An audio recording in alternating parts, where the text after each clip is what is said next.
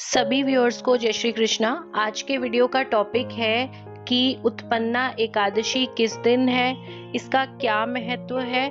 साथ ही साथ एकादशी की जो कथा है वो भी आपको इसी वीडियो में मिल जाएगी, तो वीडियो को आप पूरा सुन लें जिससे आपको क्लैरिटी मिल जाए। मार्गशीर्ष माह के कृष्ण पक्ष की एकादशी तिथि को उत्पन्ना एकादशी कहा जाता है। मान्यता है कि जो भक्ति भाव और सच्ची श्रद्धा के साथ उत्पन्ना एकादशी का व्रत करता है उसे अश्वमेघ यज्ञ करने के समान फल प्राप्त होता है।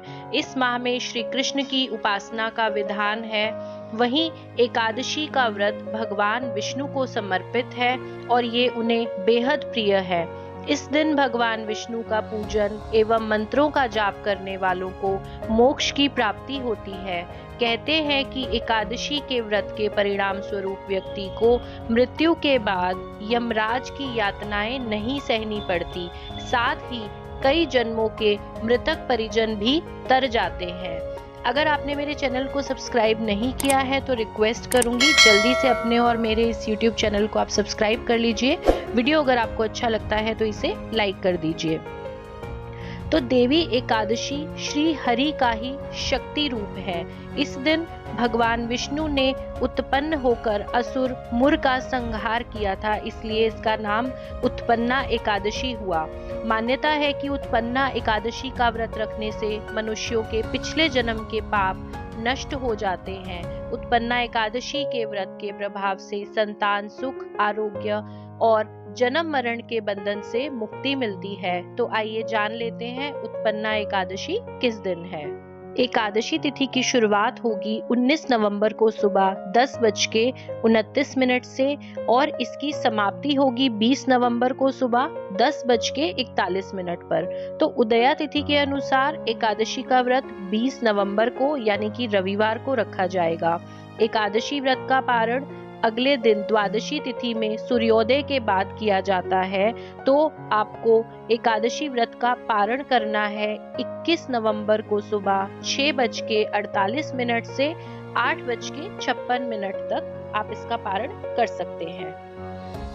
एकादशी व्रत रखने वाले व्यक्ति को एक दिन पूर्व यानी कि दशमी तिथि को ही सूर्यास्त से पूर्व अपना भोजन ग्रहण कर लेना चाहिए और एकादशी के दिन प्रातःकाल उठकर स्नान इत्यादि के बाद व्रत का संकल्प लें और भगवान विष्णु का पूजन करें, उन्हें पुष्प, जल, धूप, दीप इत्यादि अर्पित करें। लेकिन एकादशी के दिन आपको किसी भी तरीके से अपनी पूजा में चावल का प्रयोग नहीं करना है और ना ही वो आपको भगवान को अर्पित करने हैं। इस दिन आपको केवल फलाहार का ही भोग लगाना है और समय समय पर भगवान विष्णु के नाम का सुमिरन करना है। अगर आपके लिए पॉसिबल हो तो आपको रात्रि जागरण जरूर करना चाहिए। अगले दिन जब आप व्रत का पारण करें तो आपको स्वयं भोजन करने से पहले किसी जरूरतमंद व्यक्ति को या ब्राह्मण को भोजन या फिर कुछ दान दक्षिणा करने के बाद ही भोजन ग्रहण करना चाहिए। अब मैं आपको सुनाने वाली हूँ एकादशी की व्रत कथा। भगवान श्री कृष्ण ने स्वयं एकादशी माता के जन्म और इस व्रत की कथा युधिष्ठिर को सुनाई थी। कथा प्रारंभ से पहले एक बार जय श्री हरि मेरे साथ आप जरूर बोले। ओम नमो भगवते वासुदेवाय, ओम नमो भगवते वासुदेवाय। ऐसा जप भी आप एकादशी के व्रत में लगातार करते रहें। तो कथा प्रारंभ करते हैं। सतयुग में मुर नामक एक बलशाली राक्षस था। उसके अपने पराक्रम से स्वर्ग को जीत लिया था। उसके पराक्रम के आगे इंद्रदेव, वायुदेव और अग्निदेव भी नहीं टिक पाए थे, इसलिए उन सभी को जीवन यापन के लिए मृत्यु लोक जाना पड़ा। निराश होकर देवराज इंद्र कैलाश पर्वत पर गए और भगवान शिव के समक्ष अपना दुख सुनाया। इंद्र की प्रार्थना सुनकर भगवान शिव ने उन्हें भगवान विष्णु के पास जाने के लिए कहा। इसके बाद सभी देवगण क्षीर सागर पहुंचे। वहां सभी देवता भगवान विष्णु से राक्षस मुर से अपनी रक्षा की प्रार्थना करते हैं। भगवान विष्णु सभी देवताओं को आश्वासन देते हैं कि वे उनकी रक्षा करेंगे। इसके बाद सभी देवता राक्षस मुर से युद्ध करने उसकी नगरी जाते हैं। कई सालों तक भगवान विष्णु और राक्षस मुर में युद्ध चलता रहा। युद्ध के समय भगवान विष्णु को नींद आने लगती है और वो विश्राम करने के लिए गुफा में सो जाते हैं। भगवान विष्णु को सोता देख राक्षस मुर उन पर आक्रमण कर देता है, लेकिन इसी दौरान भगवान विष्णु के शरीर से एक कन्या उत्पन्न होती है जो स्वयं देवी एकादशी है।